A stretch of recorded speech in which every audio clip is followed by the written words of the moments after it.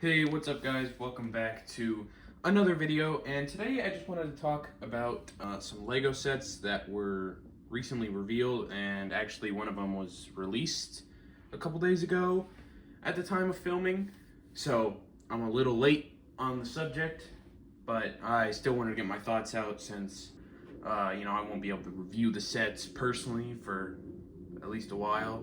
So, the first one and the bigger one is Jabba's sail barge was revealed, where it is going to cost $500. It has 3,942 pieces and 11 figures. C-3PO, Princess Leia, Max Rebo, Jabba, R2-D2, with like a little bartender like build to represent his role at that specific time.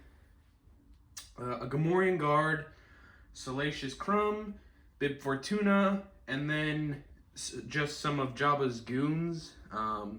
Kithaba, Vizsla, and Wolf are their names on the LEGO website.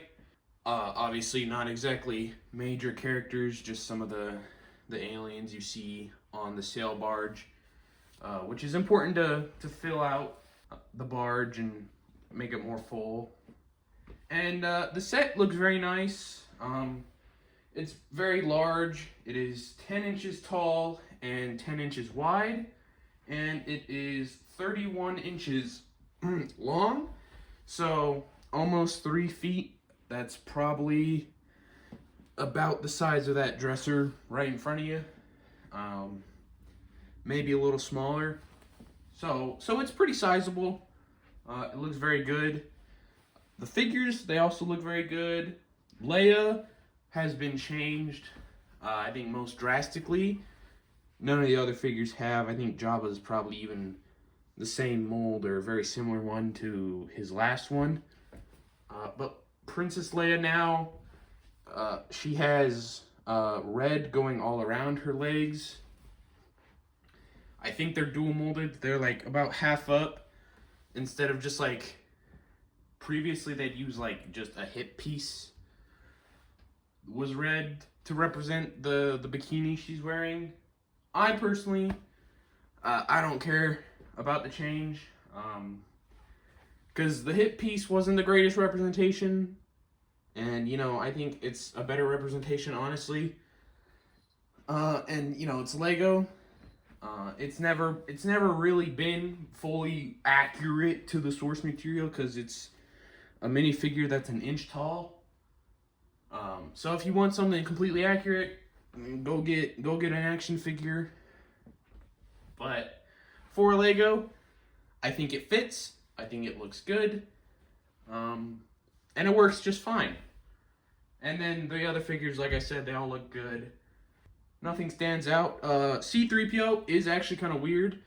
For whatever reason, they're not using the nicer C-3PO with the dual molded silver leg with like side printing on the legs, which I find weird because it's a $500 Lego set.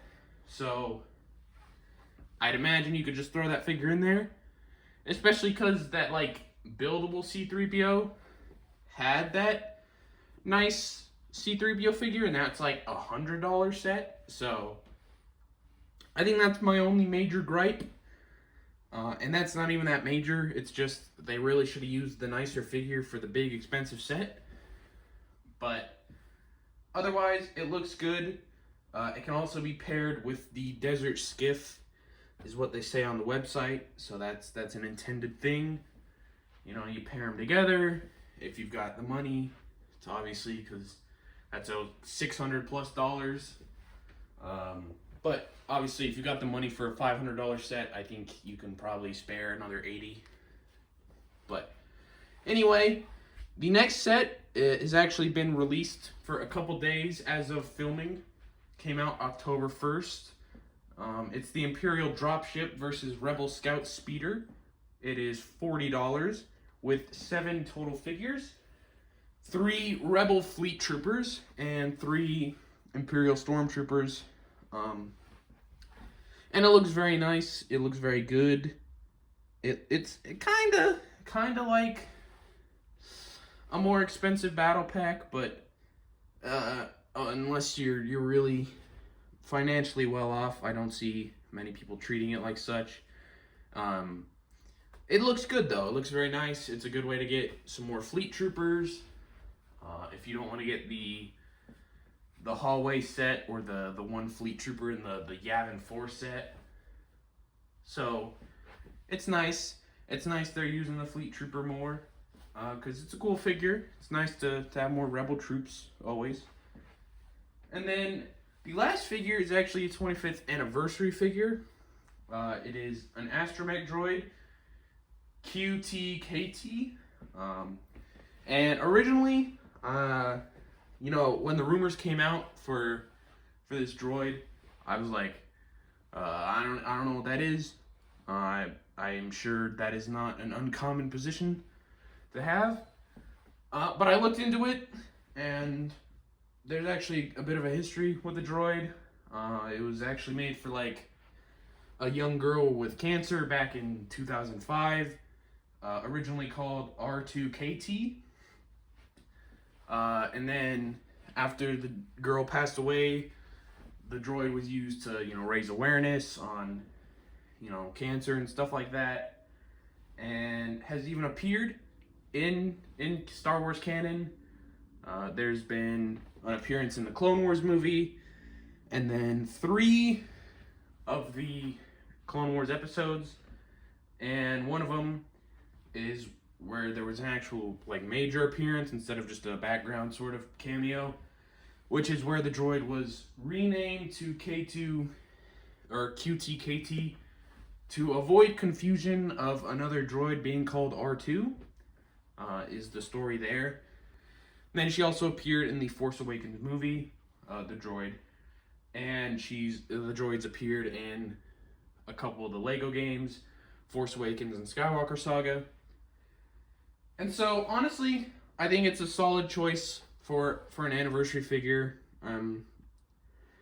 You know, it's a nice, well, it's not, I guess, necessarily a nice story. Sort of, you know, I mean, obviously, young girl died of cancer, but it's good. Like, it's a good choice, because you're not going to ever see that in any sort of set, because it's a very minor little droid, just made to comfort a young girl. So I think it's still a better choice than just like some Glup Shido clone trooper or something like that can be put in a set at a later date. But yeah, I think also if anyone complains about it, honestly, just look into the history and don't be weird about it. Especially if you're gonna demand some Glup Shido clone trooper over it. It's just weird and sort of tasteless. But that's all I have. The sets look cool. They look nice. I don't have the money to ever get the Jabba sail barge anytime soon. But I might pick up that Imperial dropship versus Rebel Scout speeder and review it sometime. So subscribe if you want to potentially see that and other Lego related videos. That's all I have for today. Leave a like, subscribe, and I'll see you in the next one. Peace.